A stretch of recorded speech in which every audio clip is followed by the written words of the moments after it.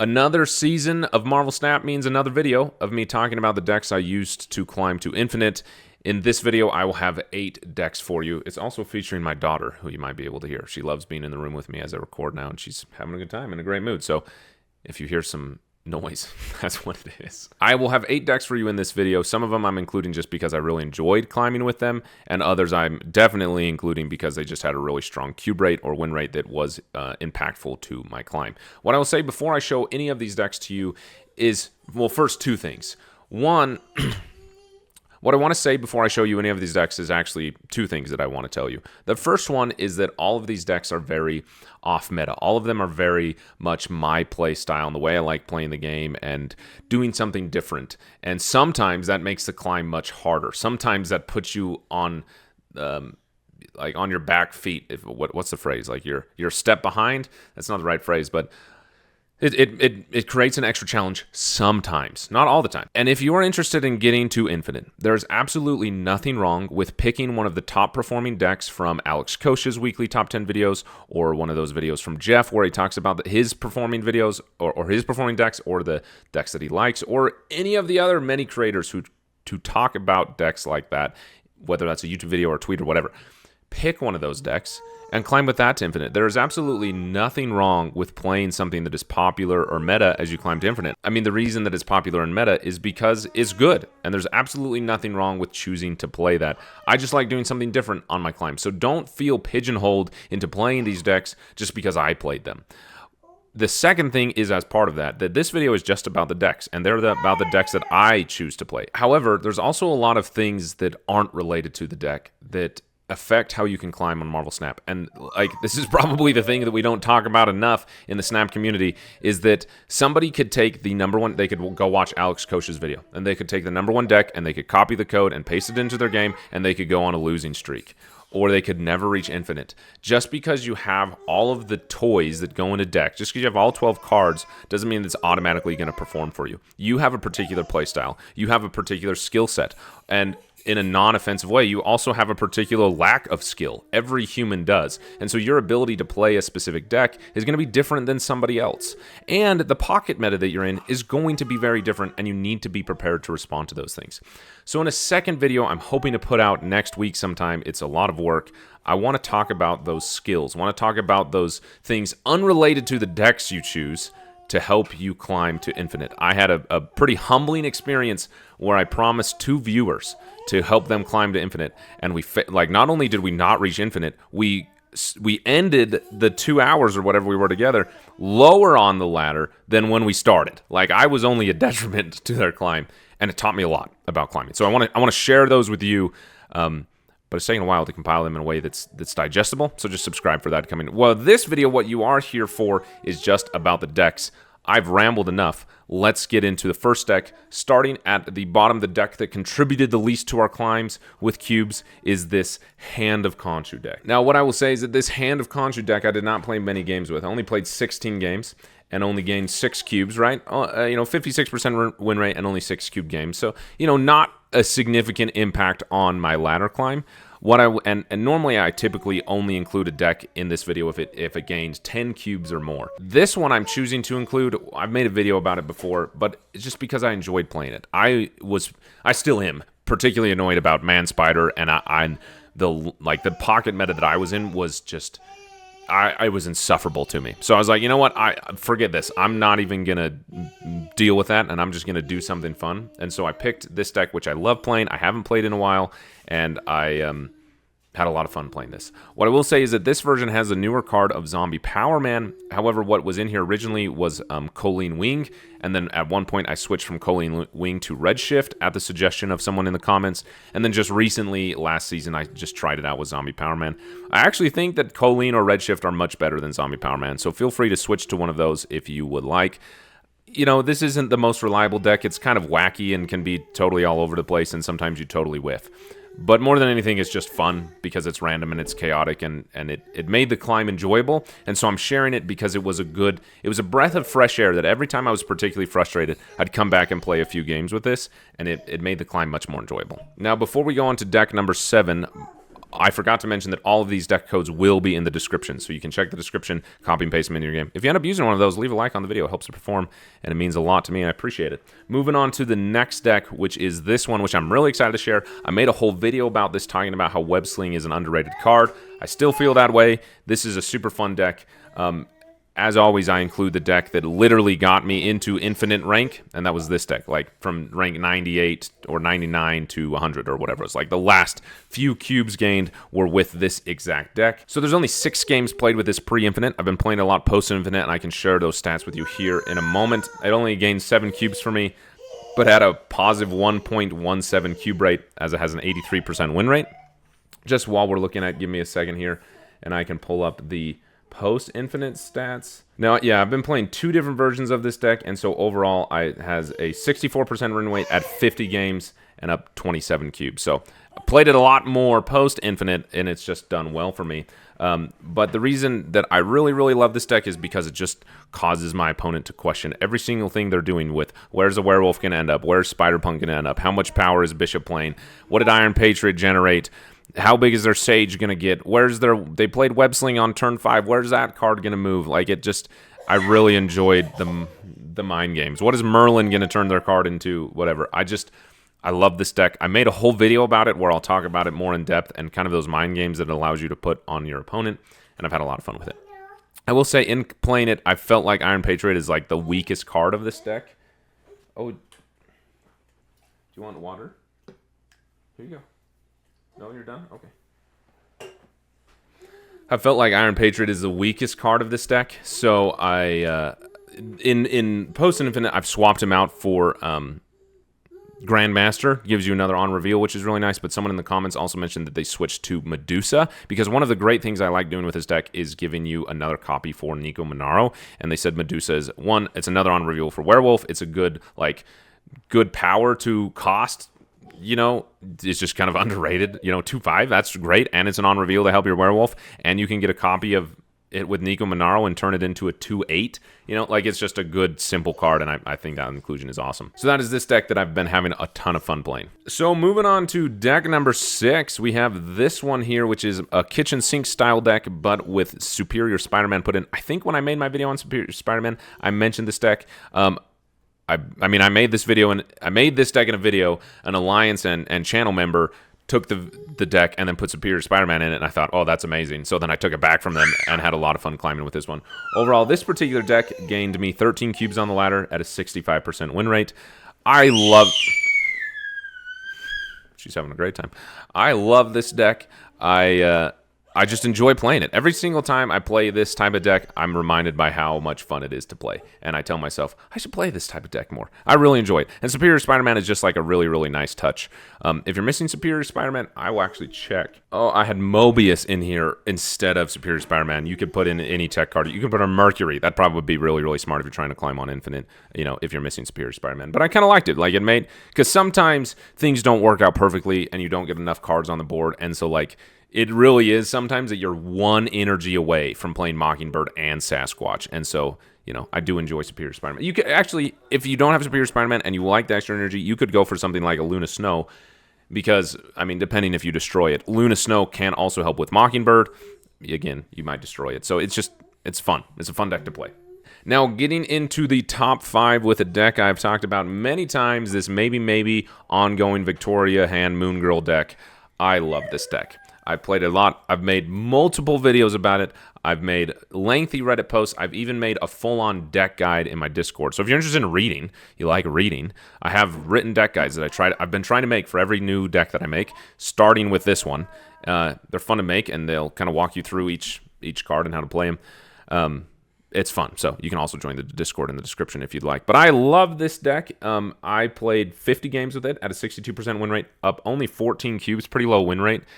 Or cube rate, and it's because I lost like 6-8 cubers with this. I was just overconfident and undercalculated my opponent's ability to shut me down.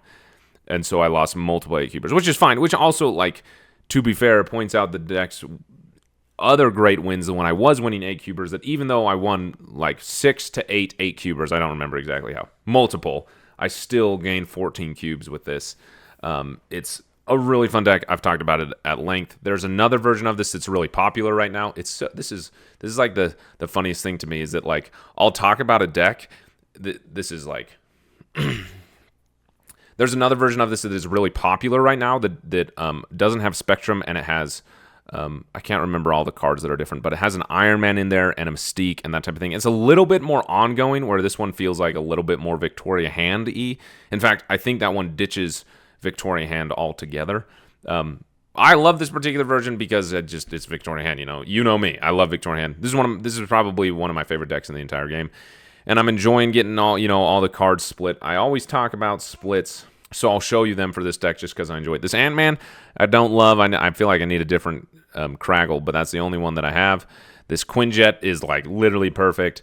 Goliath is the only one. I keep splitting him, and I just can't get any Crackle. I have no Crackle on him. I don't have an inked. I don't have a gold. Actually, I do have an inked, but it's just basic inked. This one is great. Loving it. This one, it's like the definition of perfect. I love this split. I love this card. It's just like, it's literally perfect.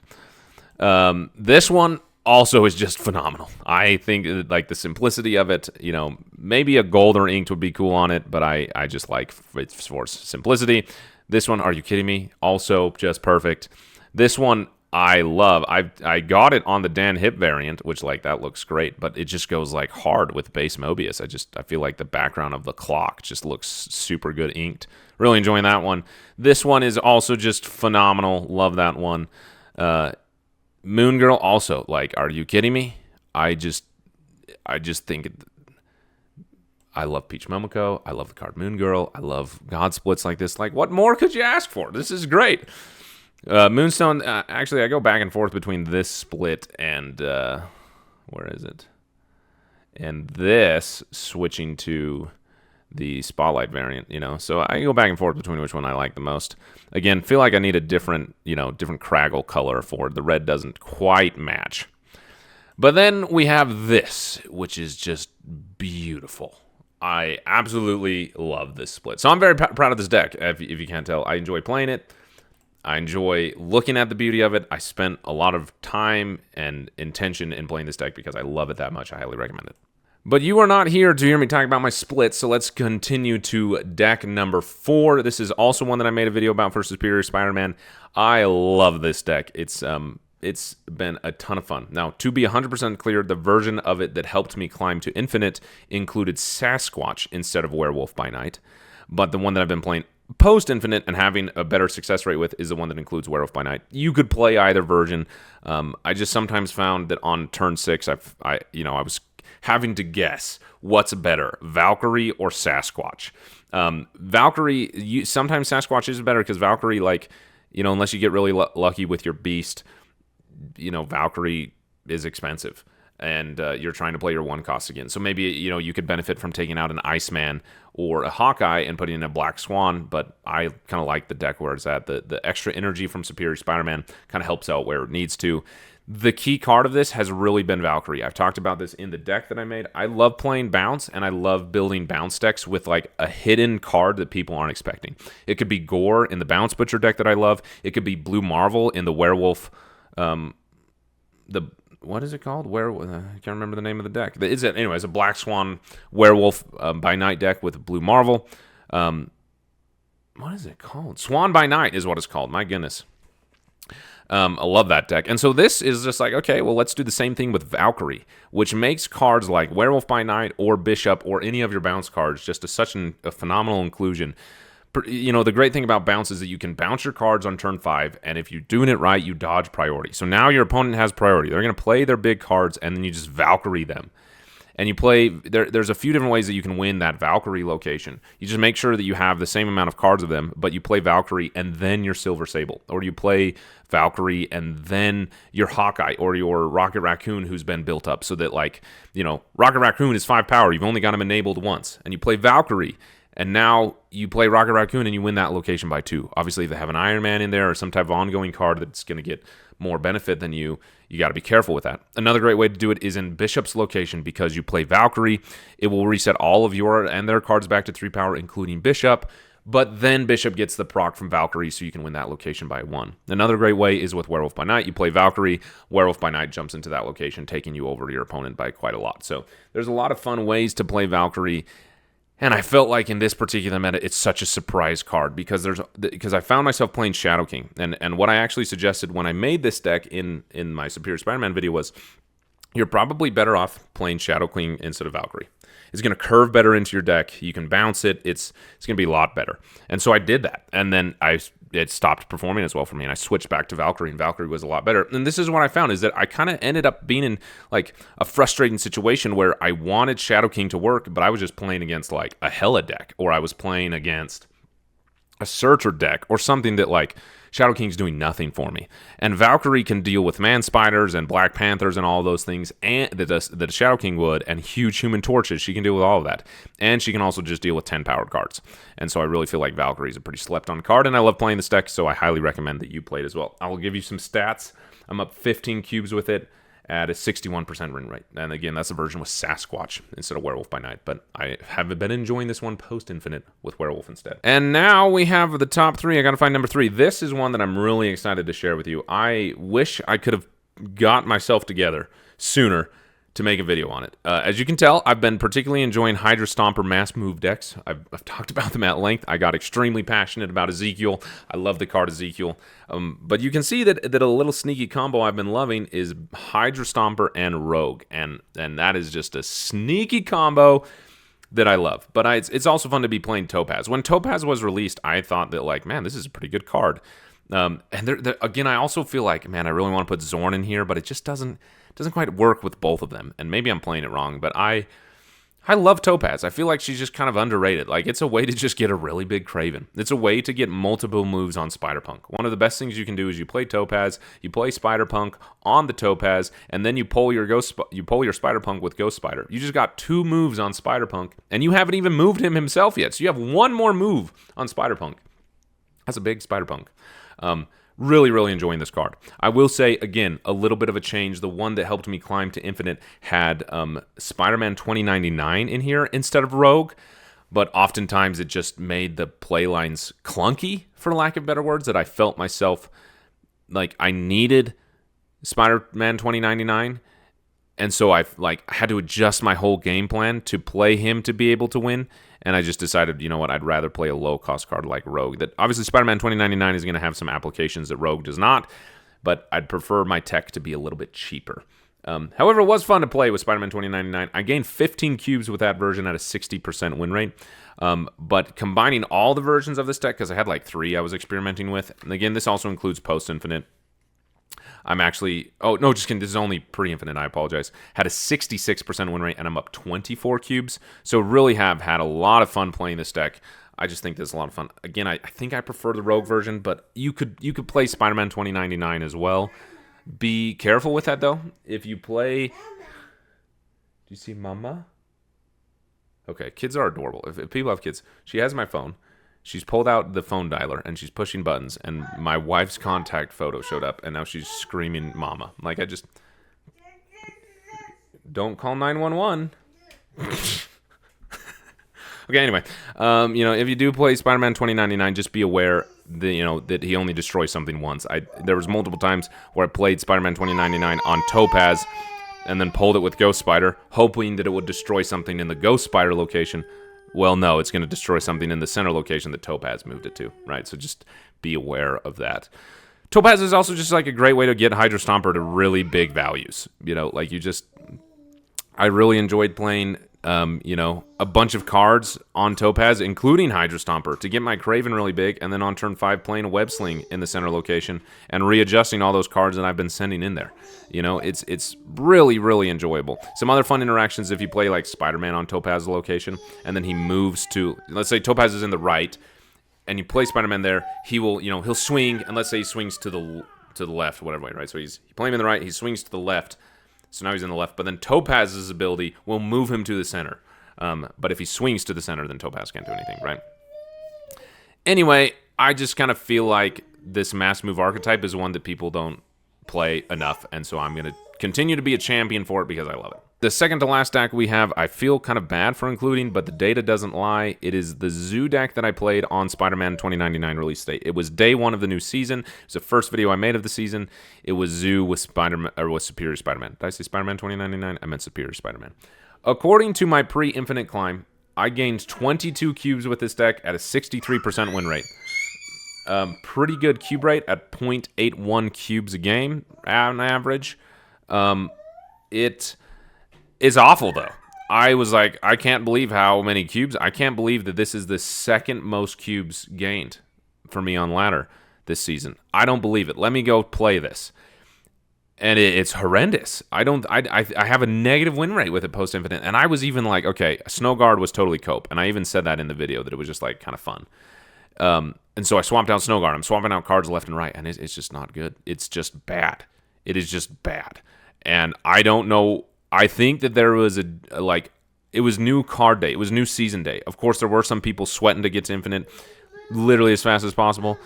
And then there were other people like me who were just messing around with the new card. And so I think that the environment that I was playing in this deck made it more likely, more viable to play, when in reality it's not very good. And it's not very good. I don't recommend that you play it. There's versions of Zoo that you could play, and the archetype, Superior Spider-Man, makes a lot of sense in.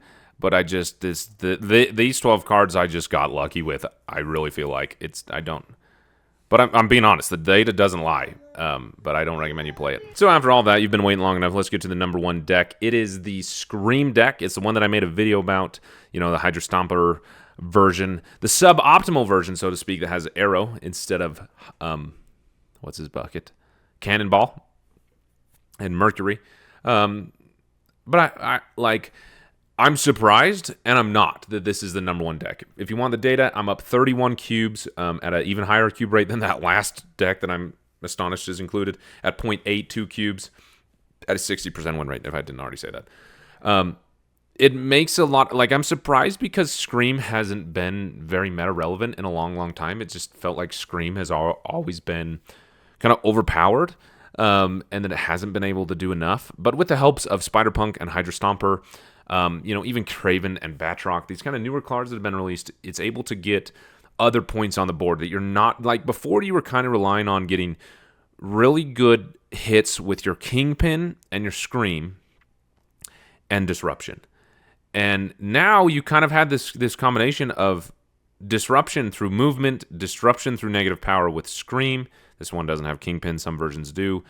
Disruption with Spider-Punk's negative power, and power of your own between Batroc, Sam Wilson, Kraven, and Hydra Stomper. And then, a cheap Miles. You've kind of got those 3 things happening for you, which allows the deck to perform well. And I think the reason in particular that it was so effective for me on ladder is that I was going against combo decks like crazy.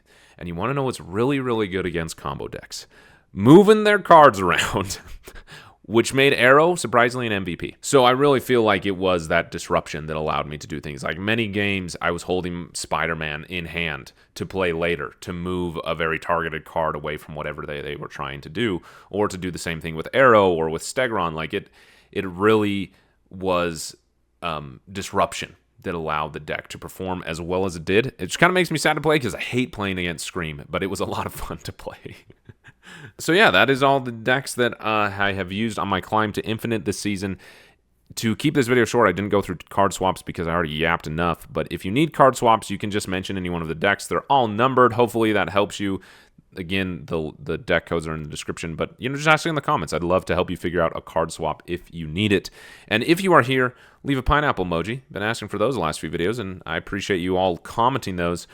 In particular, if you're still here, let me show you this. I do not have a single variant for Stegron. He's a Series 3 card, and I don't have a variant. That's just crazy to me that I've never gotten one for free.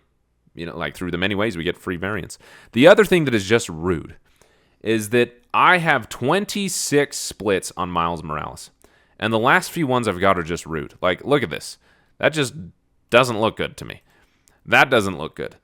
Then I got this one, which doesn't look good. Then I got this one that doesn't look good. And then most recently, I got this one. Oh, actually, before that, I got this. What? And then, just barely, I got this. I have 1 gold split. And this is it. I don't have a single inked. I don't have a single craggle. And I'm at 20-something splits. I just want a good Miles Morales split. So that is what I will leave you with, and I will see you in the comments. Good luck on the ladder. You can do this. Genuinely, you can. And like I mentioned, those kind of the other half of the battle, right? You got to have a good deck, and you have got to have the skills to use that deck to climb on ladder. We'll talk about that later in another video. The fact that you choose to click on my video and then watch it to this point, even as I rambled, means a lot to me. Sincerely, it does. So thank you for being such a good person and for supporting what I do. It really means a lot to me. Thanks for watching.